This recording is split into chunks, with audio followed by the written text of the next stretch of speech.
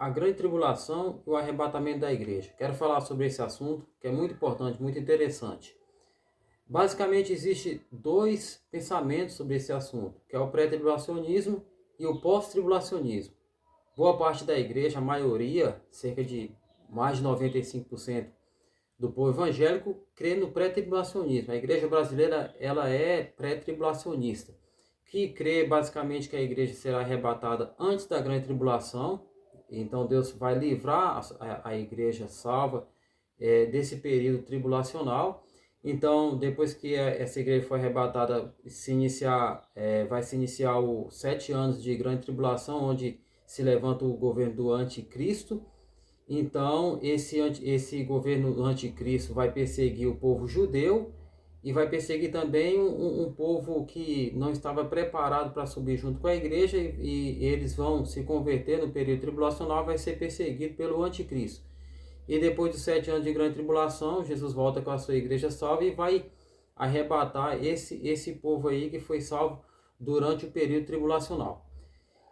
Esse pensamento aí, eu nunca vi com bons olhos, nunca tive respostas convincentes, biblicamente falando, desde muito novo, desde 15, 16, 17 anos, eu observava sobre esse assunto, mas eu não aceitava. Mas até então eu não estudava muito a Bíblia, não tinha costume de ler muito a Bíblia, então posteriormente eu comecei a ver mais a fundo, e por isso que eu quero falar sobre esse assunto aqui, porque eu sou da minoria que defendo o pós-tribulacionismo. Eu creio que a igreja passa pela grande tribulação. E aí eu vou citar nesse vídeo aqui, talvez eu grave outros vídeos sobre esse assunto, porque tem muita coisa na Bíblia para se falar. E eu quero falar sobre um ponto da palavra de Deus, da Bíblia que eu preparei aqui em segunda carta de Paulo aos Tessalonicenses, capítulo 2. E eu quero falar uma coisa curiosa. Olha só, se o anticristo se levanta no período tribulacional, se entende que ele é contra Cristo. Então não faria sentido o anticristo, né, como é defendido pelo pré-tribulacionismo, que o anticristo vai perseguir o povo judeu. Não faz sentido o anticristo perseguir o povo judeu, porque o judeu não crê no Messias. Eles não acreditam no Messias. E não faz sentido também perseguir, se o povo não estava preparado para subir com Cristo, é porque não eram cristãos.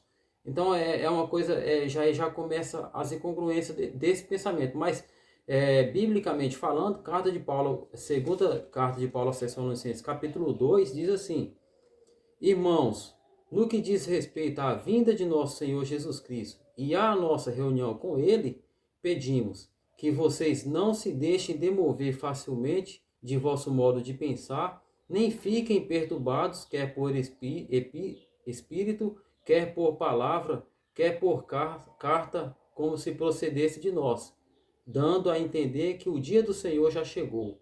Ninguém de modo nenhum os engane, porque isto não acontecerá sem que primeiro venha a apostasia e seja revelado o homem da iniquidade, o filho da perdição.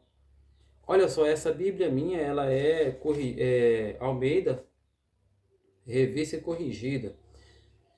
Então, olha só, Paulo está advertindo o povo de Tessalônica, porque havia ali comentários como se Jesus já tivesse voltado e tal, e ele alerta: olha, não aconteceu. Não se deixe levar por espírito, nem por suposta carta escrita por nós tal. Então Paulo está dizendo: olha, o dia do Senhor não acontecerá sem que primeiro aconteça duas coisas, que é a apostasia, que é o afastamento da fé. Isso já acontece nos nossos dias. E ele fala assim, olha, o primeiro versículo, capítulo 2, muito interessante, fala: no que diz respeito à vinda de nosso Senhor Jesus Cristo. Esse A é craseado, ou seja, é em relação à vinda de nosso Senhor Jesus Cristo e à nossa reunião com Ele. Paulo ele se inclui, quando ele fala nossa reunião, ele está incluindo ele, Paulo.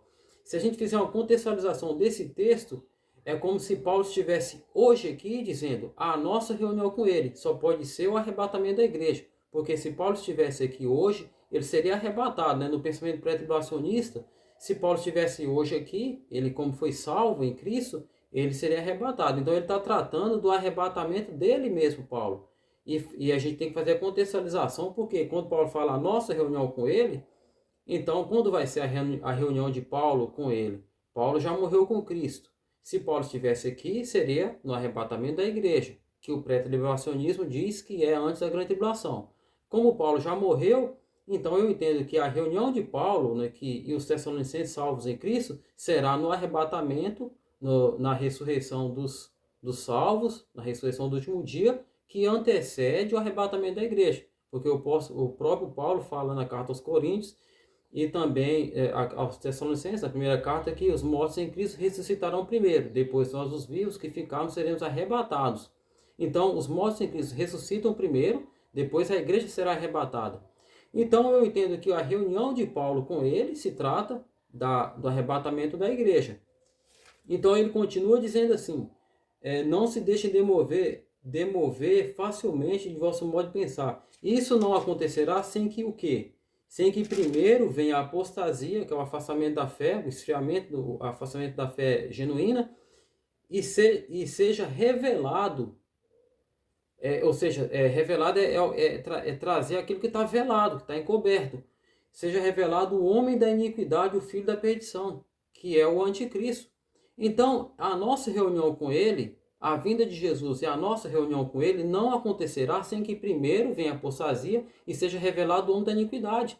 Então, primeiro será revelado o homem da iniquidade, que é o anticristo, e depois vem a nossa reunião com ele, que é a ressurreição dos mortos e o arrebatamento da igreja. Esse aqui é só um dos versículos que me levou a ter esse pensamento pós-tribulacionista. E combinando com o pensamento de que não faz sentido nenhum o anticristo perseguir um povo que não defende Cristo, que não crê no Messias, que é o povo judeu. E não faz sentido o anticristo não perseguir um cristão. Se ele é o anticristo, ele vai perseguir o povo cristão. Então a igreja vai estar aqui pregando o evangelho, sendo fiel aos princípios de Cristo, defendendo Cristo e os valores cristãos, e por esse motivo é que a igreja vai ser perseguida pelo anticristo. Então está aí o meu pensamento pós-tribulacionista, a gente analisar sobre esse pensamento aí, e que Deus abençoe a nossa vida e continue nos dando entendimento. Graças a Deus. Amém.